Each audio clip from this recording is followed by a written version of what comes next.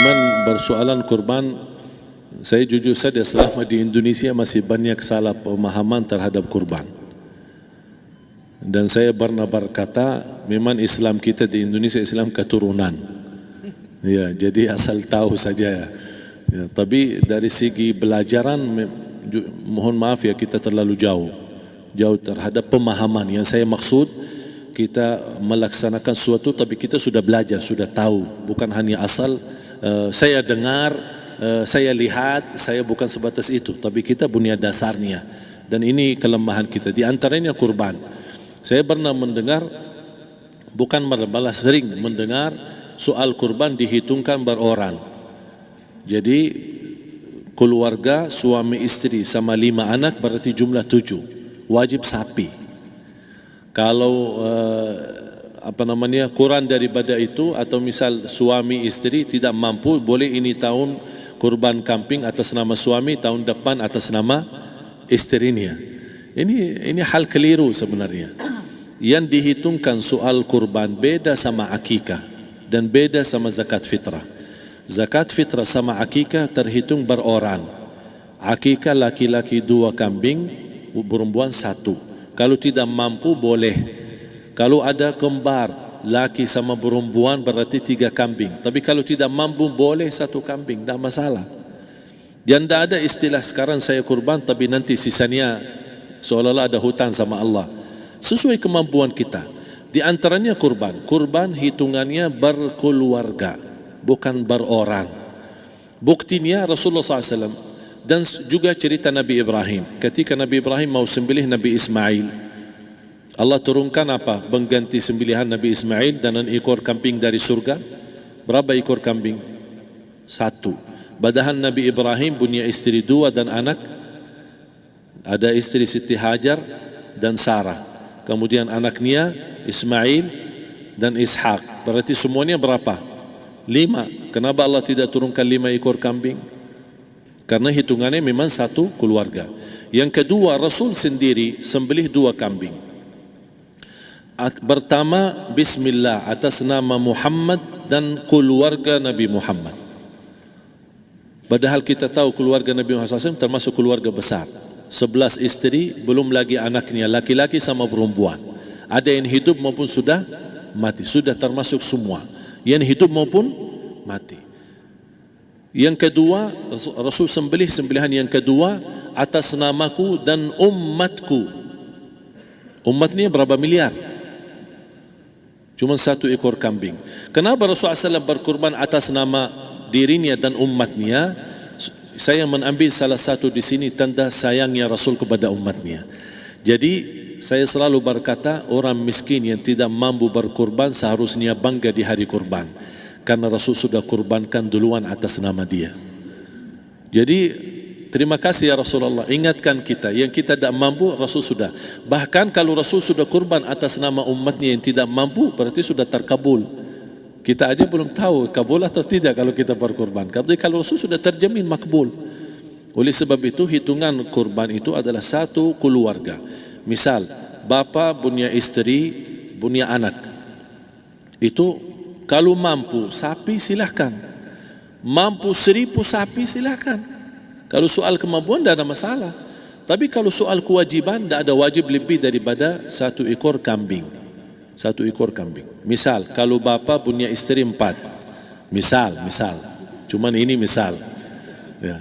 Istrinya 4, setiap istri anaknya 10. Berarti jumlah berapa? Anak 40, istri 4, berarti 44, sama bapa 45. Wajib 1 ekor kambing saja, cukup untuk semua ini. Tapi kalau soal mampu, ya silahkan. Mau 1000 kambing boleh, mau 1000 sapi boleh. Tidak ada yang melarang kalau soal kemampuan. Dan kalau kita mau sembelih, Bismillah atas namaku dan keluarga. Tidak perlu bawa data-data nama keluarga. Jadi disebutkan tukang sembelihnya ada capek menunggu sambil sebutkan nama-nama. Tidak perlu.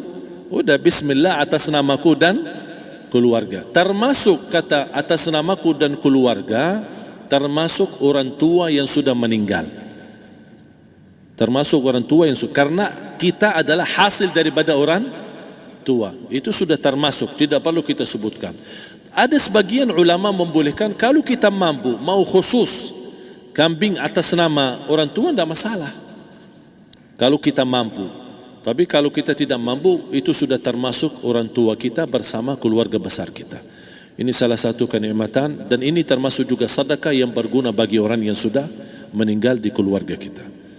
Wallahu ta'ala alam. Dan juga masalah panitia, bisa kita mewakili. Kalau kita tidak mengerti sembelihannya dan tidak mengerti cara bagiannya.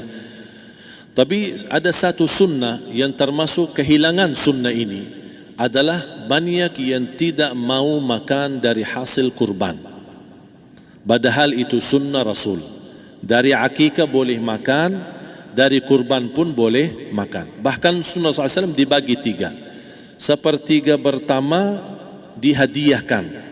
Maksudnya kata dihadiahkan kepada orang kaya. Misal tetangga saya tapi orang kaya, dia bukan miskin, tapi boleh saling hadiah. Karena inti daripada hadiah silaturrahim. Ada keluarga kita termasuk mampu, tapi saya kasih, ini alhamdulillah saya sembelih sapi. Barangkali dia tidak mampu, cuma sembelih kambing. Udah, kita dapat daging kambing, dia dapat daging sapi.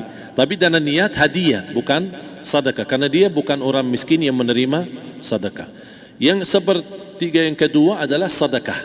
Sedekah itu termasuk orang miskin.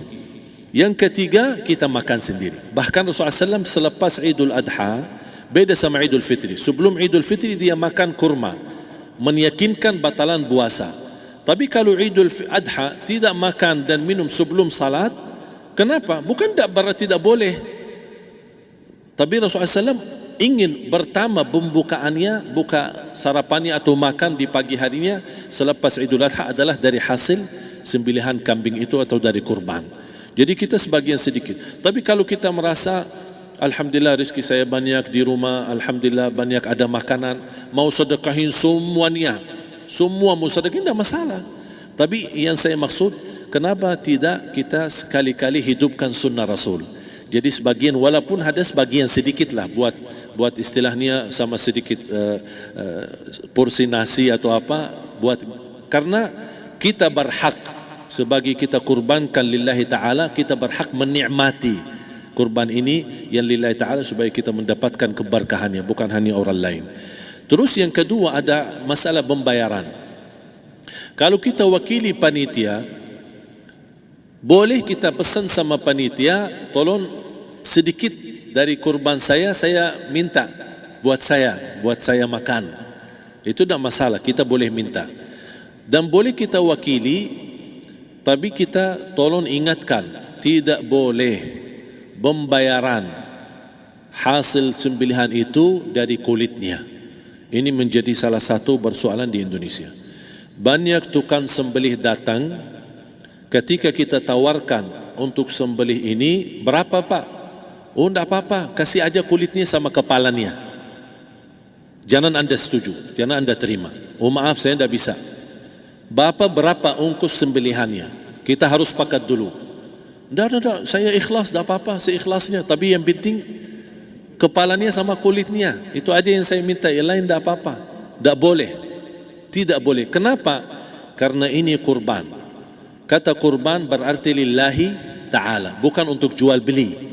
Kalau kita sudah bayar dari bagian kurban, berarti bukan lillahi ta'ala. Harus kita jaga amalan itu. Tapi bagaimana cara jalan keluarnya? Kita harus sepakat, ijab kabul.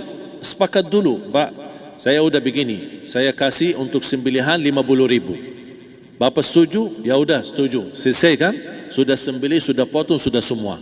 Lepas ini semua kita kasih ongkos 50.000 ongkos sembelihannya. Habis itu, Pak, kulitnya sama kepala hadiah buat Bapak. Itu dah apa-apa, dah masalah. Tapi bukan untuk bayar sembelihan. Faham maksud saya? Harus dibedakan supaya jangan sampai amalan kita kurban habis biaya, habis ini malah tidak diterima karena sudah kita bayar sebagian daripada kurban. Saya silahkan bayar apa yang kita sepakati, mau hadiahkan kepada dia karena kita tidak bisa guna. Buat apa yang kita mau gunain kulitnya? Tidak bisa. Tapi buat mereka lebih berguna, oleh karena itu kita bisa hadiahkan untuk mereka. Bahkan kita bisa juga kasih daging untuk mereka bisa menikmati sebagai sedekah. Wallahu taala alam.